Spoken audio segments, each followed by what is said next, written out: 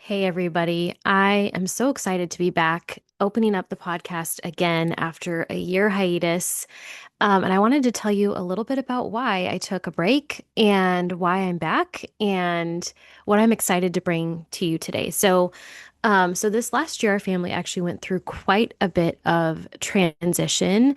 We transitioned out of the church that we had been found home in over the last, 10 plus years and really started looking for just something a little bit different that met our kids' needs a little bit better. And during that time, I took a full sabbatical from almost all ministry entirely, really just so that we could recuperate and rest. For those of you that know a little bit about our story, whether you've read my book or you've been around Instagram for a while or you were listening to the podcast for a period of time, you know that my daughter has pandas, and the last 7 years have been intense in ways that I don't think I really even calculated. And the last year, I really just took time off to process a lot of that, get into therapy again, and work through some of just the difficulties that came up throughout that time together. I'm not going to go through the full list of everything that we went through during that time, but some of it included our house flooding, having to move out of our house several times, having to deal with lawsuits for my husband's business, and just a lot of unnecessary, really hard things. And the Lord really just told me, Andrea, you need to take a break. You need to rest. And so that's what we did. And we really just spent that time kind of allowing life to settle, finding a new rhythm. And so that's where I've been for the last year. I've still been working, plugging away at my business, but it just has not been in the same capacity or online presence as I had been previously. So I'm excited to be back with you today. And if you made it through all of that, I'm excited to jump into today's session, which is all about really understanding that your child is not broken and neither are you.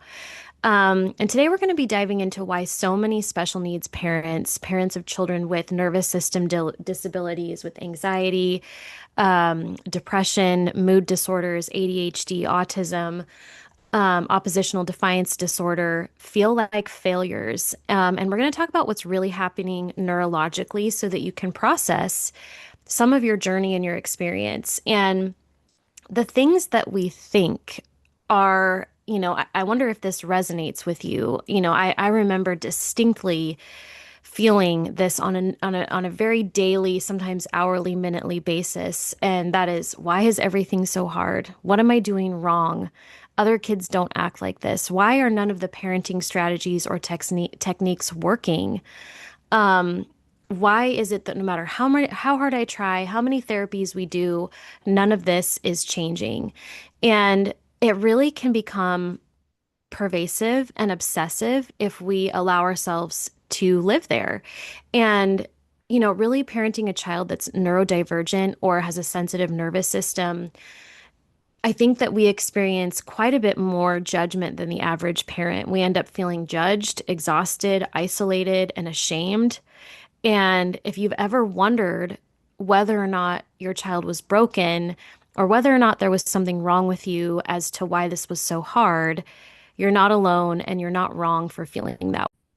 So many of us really internalize a lot of blame and shame because of external pressures that are placed upon us. We very much live in an obedience-based parenting culture that doesn't understand neurology, that doesn't understand neuroscience, that doesn't understand cognitive development in children.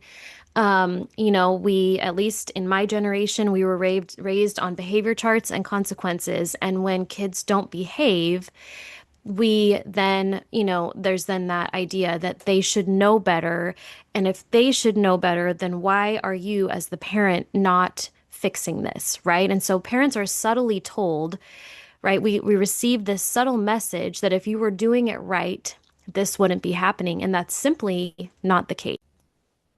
The truth is, as an example, when kids don't respond to typical discipline, parents turn inward, right? We begin to look at ourselves and we start to wonder, like, why is this not working? Why is, are all the strategies and techniques that I'm being trained and taught in, why are they not being effective? And then shame becomes our default inner voice. And I will just tell you right now that shame is a terrible motivator. It does not fix anything. And I remember thinking one time when I had a family member, really tell me, like, this is a parenting issue. In a moment of, desperation and frustration on my end, I shared with somebody that I knew probably wasn't the right person to share with, what we were struggling with in terms of behavior. And the comment was, well, if you just parented her differently, this wouldn't be happening. And no recognition or acknowledgement, one, that that was extremely hurtful, that we were doing everything that we can. This person really never acknowledged, everything else that I had shared with them, which was, the medical diagnosis, how she went from being neurodevelopmentally normal one day to not the next. And so I very much like took on that shame of if I could just do this differently, then her behavior would be different, right? When really we have to start understanding what's actually happening in your child's brain, okay? So, in very simple terms, children with autism, ADHD, trauma, anxiety, PDA, ODD, sensory processing, any of those things have distinct nervous system differences. And those distinct nervous system differences are in part genetic, meaning that they are genetically kind of wired into us, these predispositions. And then we have life stuff that happens. For my child, I talk more about this in my book, the genetic predispositions for us and what that looked like. And then there was the match that got lit that just exploded the genetic fire that was already just kind of, kindling underneath. And that was a strep infection. So neuroinflammatory issues that predisposed her, really that triggered everything. But these kids in general have nervous system differences. Their brains are wired distinctly differently. They cannot be parented the same way that a neurotypical child can. And I can tell you as proof of that I have two children. One is neurotypical and one is not. And I have parenting my neurotypical child has been significantly easier and less stressful. And guess why that is? That's not because I was a better parent by the time she came around. That's because she has a different brain. And so we have to begin to recognize that our goal in parenting these children with nervous system differences cannot be maybe the goal that it has been, which is, that I'm able to dole out consequences and expect certain behaviors. That might not be the goal that we can have, right? And so we have to understand that there are distinct nervous system differences. I'll get into this more in different episodes. They tend to go into fight, flight, fawn, or freeze much quicker. And you've probably noticed this with your child. And that looks like meltdowns, shutdowns, refusal, aggression, panic, exaggerated stress responses, inability to handle transitions. None of these are character flaws. None of these are moral issues. They are simply neurological differences. And the key takeaway that I want you to take away from what I'm sharing with you is that a dysregulated brain and a dysregulated nervous system cannot access logic, empathy, or become flexible enough to be compliant with what we're asking them to do.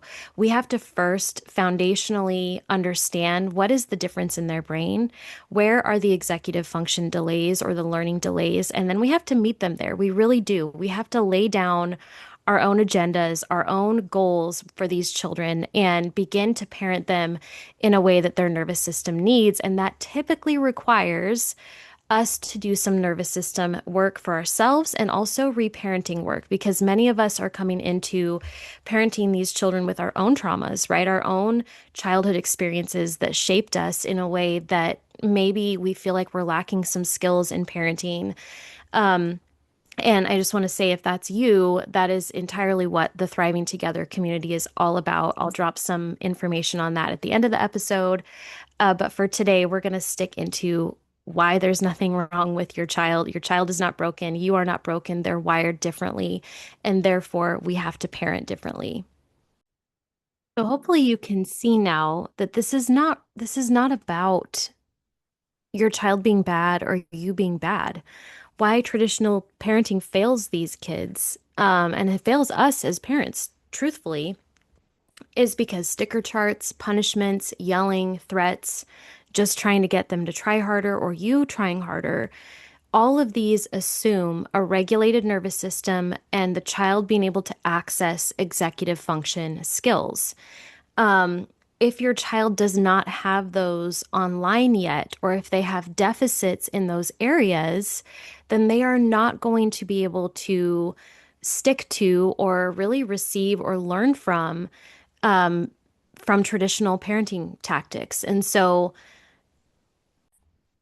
essentially, we're parenting without the right map. You've been given tools that don't fit your child's brain, and you've been blaming yourself for a neurological mismatch.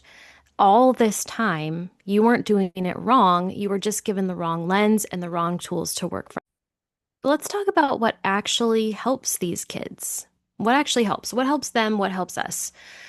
Regulation before connection. I cannot even tell you how many moments I wish I could go back in time and say, Andrea, the goal was never to get her to comply. It was never to get her to obey.